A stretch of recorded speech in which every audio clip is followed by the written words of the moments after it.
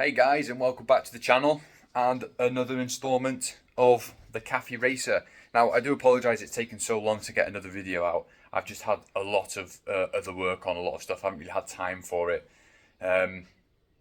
So I don't even know what part it is. Part 6 is it? I can't remember. But yeah, basically what I'm going to be doing in this one is trying to get it running. So I'm quite hopeful it will start. Of course, we cranked it over, there was nothing wrong with the engine. I put the carburetors back on, the headers are sort of half on, there's a couple of bolts that are snapped. But we'll get them fixed at a later date, but that's sort of on. Throttle cables, so there's no reason why this won't start with a bit of fuel. So yeah, that's what we're going to be doing today. Try and get it running. If we can get it running, just sort of set the idle balance, set the idle, balance the car. The carbs need balancing, but again, we'll have to do that at a later date. And then basically check the charging system as well. So just if the stator's working, check the voltage over the battery, all that stuff, regulator, rectifier, see if everything's working. And then that's it. So it's hopefully going to be short and sweet. Fingers crossed, because otherwise I'm going to have to like sort of dig into why it's not actually running. But yeah, we'll see. Quite hopeful. So firstly, I just need to actually get some... I checked the charge on the battery actually. I did charge it up last week, so it should be okay.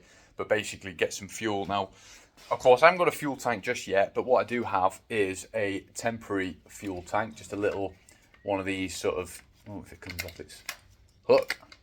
Sort of dangles over the edge there, just sort of on somewhere up there. And then that connects to the fuel inlet on the carburetors. And that feeds it some fuel. Only needs a little bit, only really needs to fill up the bowls. And then it'll have enough to actually fire it up. Of course, feeding fuel in there, that's going to sort of tell us if the carbs are working, because if the floats aren't working, then the fuel's going to spill everywhere and all that. So need to take a few precautions here, but we'll do it slowly and steadily, and hopefully everything is fine. So we'll do that first. I'll get that hooked up somewhere, just an escape plan, just in case it sets on fire. We'll be all right. Right, we'll put that there, hook that on, and then yeah, we'll see. Right, so after a bit of a faff, finally got some fuel. Fortunately, I've had to use an old Honda lawnmower tank, which works fine. This thing just broke, the end just snapped off. Completely useless. But this is on there fine. Connected the hose up. It's a tank, it's got a bit of fuel in. It's run down, I've put the fuel in and it's not leaking out. It's taken fuel, because it's nearly empty now. So hopefully all the carb bowls are full of fuel now and they're not leaking out anywhere. Which is a good sign, so hopefully that's stopped it and there's enough fuel in ready to try and fire up. So battery is connected. We'll give it a whirl and see what happens. Right, this is actually the moment of truth. The key's in.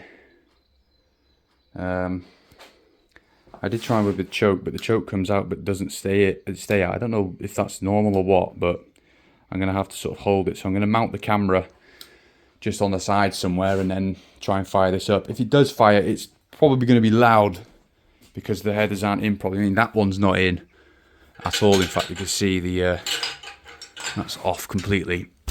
And then there's one that's loose, so it's going to blow. But you never know, it might fire. So I'll mount the camera and we'll see. Right, the camera's mounted, so this is the first fire, or attempt. So key on. Get sticky, hang on. Right, ignition's on. Choke out.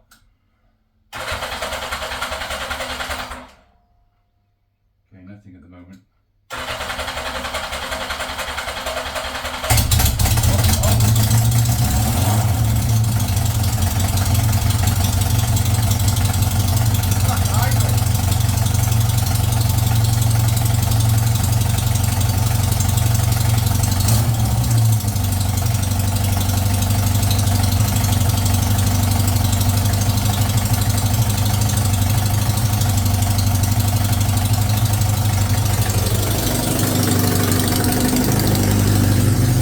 Take it out because it's very loud. It's not as loud as I thought. There's stuff flying out of the exhaust, like bits of rust. But that is idling, and it's actually idling quite smooth. The choke is now in. Idle is quite high, so I'm going to drop the idle a bit. Oh, it's going to run away. Hang on. Oh dear. Oh, where's the... Ah.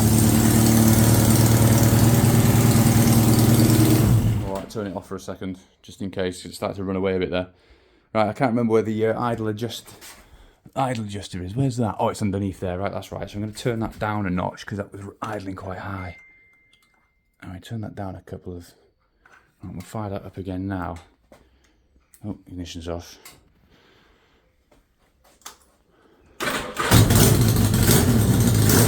Oh, yeah.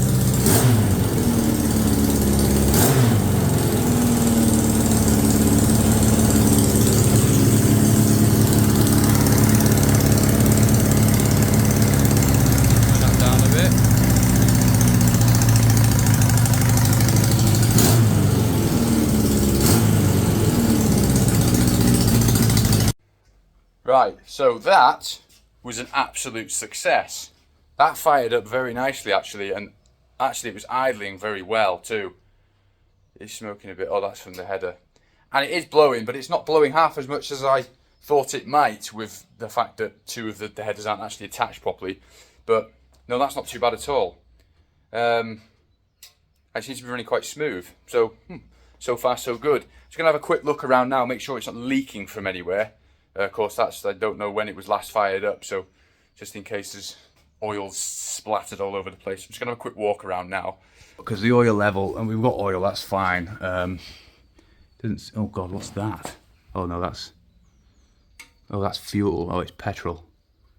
Where's that been dripping from? That's not come from... Oh, it's come from the overflow, that's fine. It's just a little bit of excess. Yeah. Oh, there's a bit of weeping on the oil cooler line. That's not good. I have to replace that. Anything underneath? Alright. Look around, just have a make sure everything's alright, and then we'll fire it up again and then do the check on all the charging system. But so far so good.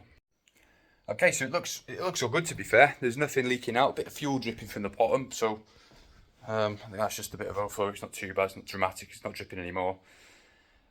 Oil from the cooler line, and that's it really. There's nothing else. I know I've got to get it up to temperature first and check it again properly, but as an initial fire up, no, there's nothing dramatic. So I've connected onto the battery, so we're reading what we got, 12.86 volts. That's absolutely spot on. So I'm going to fire it up again now, and hopefully that jumps up to about 14.5, somewhere in that region. I need to check the specs for this, but as a rule, about 14.5 is spot on. So fire it back up, see what happens. There we go, lovely. Oh yeah, look at that. Oh, hang on. Alright, let's give it some rev.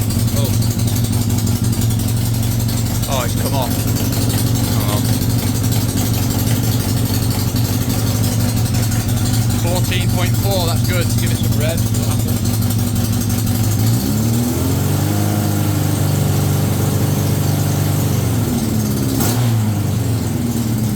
Perfect.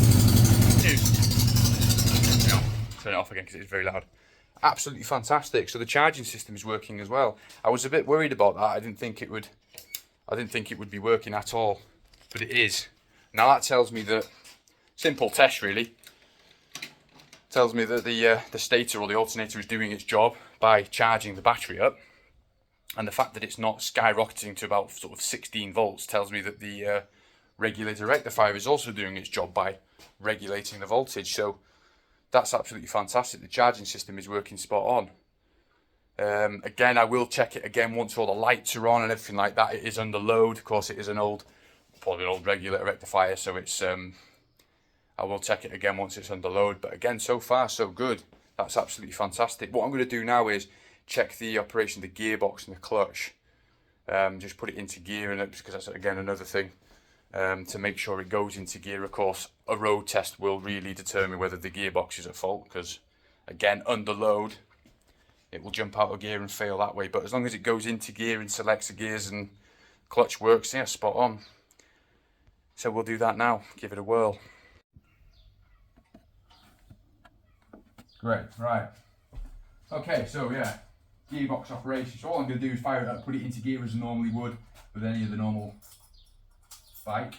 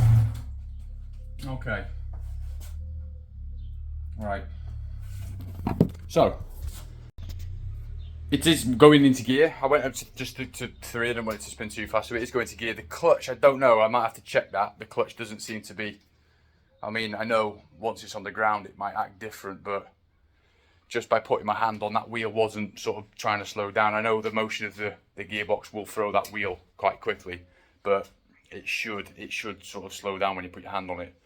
But that really wasn't, that was sort of taking my arm away. So what I might do is, no, actually, no, I won't.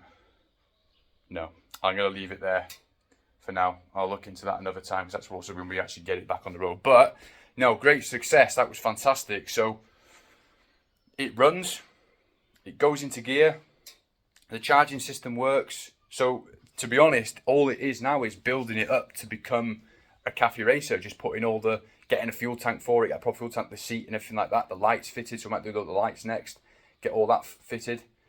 But yeah, absolute success. That's fantastic. So I'm very happy with that. Very pleased, actually, because I didn't know what to expect really. But no, I'll look into that gearbox a bit more. There's a couple of bits from the previous video, like the brakes. I need to continue doing that. The master cylinder that I bought was crap. So I've managed to refurbish the original one.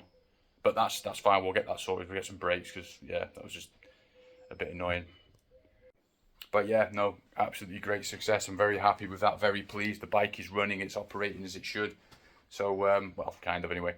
But yeah, great success. So we'll move on to the next step, which is going to be the expensive part, the actual cafe racer build.